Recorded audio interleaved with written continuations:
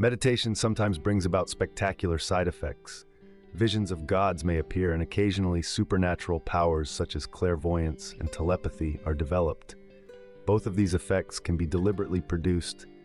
Concentration on a mental image will sometimes result in visions, particularly if the concentration is done with devotion or if there is a strong desire for the visions to appear. Psychic powers, siddhis, may also be attained by special yogic exercises. Patanjali's Yoga Sutras, the classic text on yoga, lists several exercises which accelerate the development of 8 siddhis, ranging from invisibility to walking on water. Sri Ramana discouraged his devotees from deliberately pursuing either visions or siddhis by pointing out that they were products of the mind which might impede rather than facilitate self-realization. If visions came spontaneously, he would sometimes admit that they were a sign of progress, but he would usually add that they were only temporary experiences in the mind and that they were below the plane of self-realization. If siddhis appeared spontaneously, he would outline the dangers of becoming attached to them, explain that such powers were more likely to inflate the ego than eliminate it, and emphasize that the desire for siddhis and the desire for self-realization were mutually exclusive. The self is the most intimate and eternal being, whereas the siddhis are foreign. Siddhis are acquired by effort, whereas the self is not. The powers are sought by the mind, which must be kept alert, whereas the self is realized when the mind is destroyed. The powers only manifest when there is the ego. The self is beyond the ego and is realized only after the ego is eliminated. Question: I once before told Sri Bhagavan how I had a vision of Siva about the time of my conversion to Hinduism. A similar experience recurred to me at Kortalam. These visions are momentary, but they are blissful. I want to know how they might be made permanent and continuous. Without Siva, there is no life in what I see around me. I am so happy to think of him. Please tell me how his vision may be everlasting to me. Answer: you speak of a vision of Siva. Vision is always of an object. That implies the existence of a subject. The value of the vision is the same as that of the seer. That is to say, the nature of the vision is on the same plane as that of the seer. Appearance implies disappearance also. Whatever appears must also disappear. A vision can never be eternal. But Siva is eternal. The vision implies the seer. The seer cannot deny the existence of the self. There is no moment when the self as consciousness does not exist, nor can the seer remain apart from consciousness. This consciousness is the eternal being and the only being. The seer cannot see himself. Does he deny his existence because he cannot see himself with the eyes as in a vision? No. So pratyaksha, direct experience, does not mean seeing, but being. To be is to realize. Hence I am that I am. I am is Siva. Nothing else can be without him. Everything has its being in Siva and because of Siva. Therefore inquire, who am I? Sink deep within and abide as the self. That is Siva as being. Do not expect to have visions of him repeated. What is the difference between the objects you see and Siva? He is both the subject and the object. You cannot be without Siva because Siva is always realized here and now. If you think you have not realized him, it is wrong. This is the obstacle for realizing Siva. Give up that thought also, and realization is there. Question: yes. But how shall I effect it as quickly as possible? Answer: this is the obstacle for realization. Can there be the individual without Siva? Even now he is you. There is no question of time. If there is a moment of non-realization, the question of realization can arise. But as it is, you cannot be without him. He is already realized, ever realized, and never non-realized. Question: I wish to get Sakshatkara, direct realization of Sri Krishna. What should I do to get it? Answer: what is your idea of Sri Krishna, and what do you mean by Sakshatkara? Question: I mean Sri Krishna who lived in Vrindavan, and I want to see him as the gopis, his female devotees, saw him. Answer: you see, you think he is a human being, or one with a human form, the son of so-and-so, whereas he himself has said, I am in the heart of all beings, I am the beginning, the middle, and the end of all forms of life. He must be within you, as he is within all. He is yourself, or the self of yourself. So if you see this entity, the self, or have sakshatkara of it, you will have sakshatkara of Krishna. Direct realization of the self and direct realization of Krishna cannot be different. However, to go your own way, surrender completely to Krishna and leave it to him to grant the sakshatkara you want. Question: is it possible to speak to Iswara God as Sri Ramakrishna did? Answer: when we can speak to each other, why should we not speak to Iswara in the same way? Question: then why does it not happen with us? Answer: it requires purity and strength of mind and practice in meditation. Question: does God become evident if the above conditions exist? Answer: such manifestations are as real as your own reality. In other words, when you identify yourself with the body, as in the waking state, you see gross objects. When in the subtle body or in the mental plane, as in dreams, you see objects equally subtle. In the absence of identification in deep sleep, you see nothing. The objects seen bear a relation to the state of the seer. The same applies to visions of God. By long practice, the figure of God, as meditated upon, appears in dreams and may later appear in the waking state also. Question: many visitors here tell me that they get visions or thought currents from you. I have been here for the last month and a half, and still I have not the slightest experience of any kind. Is it because I am unworthy of your grace? Answer: visions and thought currents are had according to the state of mind. It depends on the individuals and not upon the universal presence. Moreover, they are immaterial. What matters is peace of mind. What is realization? Is it to see God with 4 hands, bearing a conch, a wheel, and a club? Even if God should appear in that form, how is the disciples' ignorance wiped out? The truth must be eternal realization. The direct perception is ever-present experience.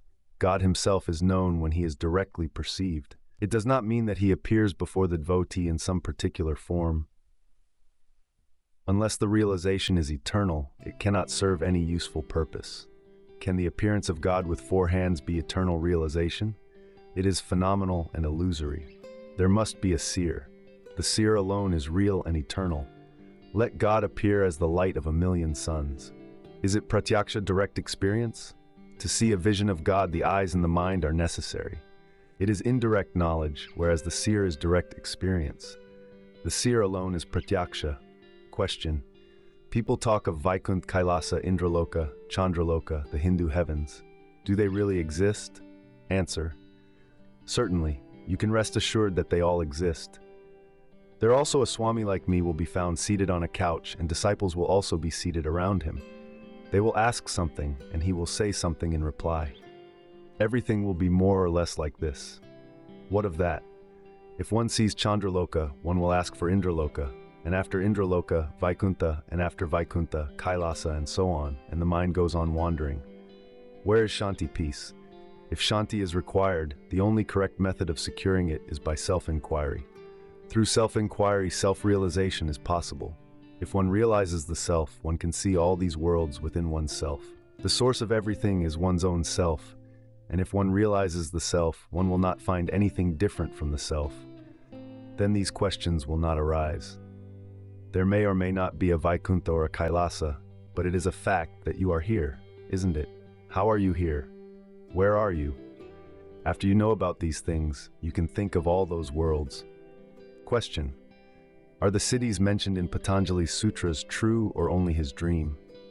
Answer: he who is Brahman or the self will not value those siddhis. Patanjali himself says that they are all exercised with the mind and that they impede self-realization. Question: what about the powers of so-called supermen? Answer: whether powers are high or low, whether of the mind or of a supermind, they exist only with reference to the one who has the power. Find out who that is. Question: are siddhis to be achieved on the spiritual path, or are they opposed to mukti, liberation? Answer: the highest siddhi is realization of the self, for once you realize the truth, you cease to be drawn to the path of ignorance. Then what use are the siddhis? A. There are 2 kinds of siddhis, and one kind may well be a stumbling block to realization. It is said that by mantra, by some drug possessing occult virtues, by severe austerities, or by samadhi of a certain kind, powers can be acquired. But these powers are not a means to self-knowledge, for even when you acquire them, you may quite well be in ignorance. Question: what is the other kind? Answer: they are manifestations of power and knowledge, which are quite natural to you when you realize the self. They are siddhis, which are the products of the normal and natural tapa spiritual practice of the man who has reached the self. They come of their own accord. They are God-given. They come according to one's destiny, but whether they come or not, the jnani, who is settled in the supreme peace, is not disturbed by them. For he knows the self, and that is the unshakable siddhi. But these siddhis do not come by trying for them. When you are in the state of realization, you will know what these powers are. Question: does the sage use occult powers for making others realize the self, or is the mere fact of his self-realization enough for it? Answer: the force of his self-realization is far more powerful than the use of all other powers. Though siddhis are said to be many and different, jnana alone is the highest of those many different siddhis, because those who have attained other siddhis will desire jnana. Those who have attained jnana will not desire other siddhis. Therefore, aspire only for jnana. Although the powers appear to be wonderful to those who do not possess them, yet they are only transient. It is useless to aspire for that which is transient. All these wonders are contained in the one changeless self. Greedily begging for worthless occult powers, siddhis from God, who will readily give himself, who is everything, is like begging for worthless stale gruel from a generous-natured philanthropist who will readily give everything. In the heart which catches fire with the blazing flame of supreme devotion, all the occult powers will gather together. However, with a heart that has become a complete prey to the feet of the Lord, the devotee will not have any desire for those siddhis. Know that if aspirants who are making efforts on the path to liberation set their heart upon occult powers, their dense bondage will be strengthened more and more, and hence the luster of their ego will wax more and more. The attainment siddhi of self, which is the perfect whole, the radiance of liberation, alone is the attainment of true knowledge, whereas the other kinds of siddhi, beginning with anima, the ability to become as small as an atom, belong to the delusion of the power of imagination of the foolish mind. People see many things which are far more miraculous than the so-called siddhis, yet do not wonder at them simply because they occur every day. When a man is born, he is no bigger than this electric bulb, but then he grows up and becomes a giant wrestler, or a world-famed artist, orator, politician, or sage. People do not view this as a miracle, but they are wonderstruck if a corpse is made to speak. Question: I have been interesting myself in metaphysics for over 20 years, but I have not gained any novel experience as so many others claim to do. I have no powers of clairvoyance, clairaudience, etc. I feel myself locked up in this body and nothing more. Answer: it is right. Reality is only one, and that is the self. All the rest are mere phenomena in it, of it, and by it. The seer, the objects, and the sight, all are the self only. Can anyone see or hear, leaving the self aside? What difference does it make to see or hear anyone in close proximity or over enormous distance? The organs of sight and hearing are needed in both cases, and so the mind is also required.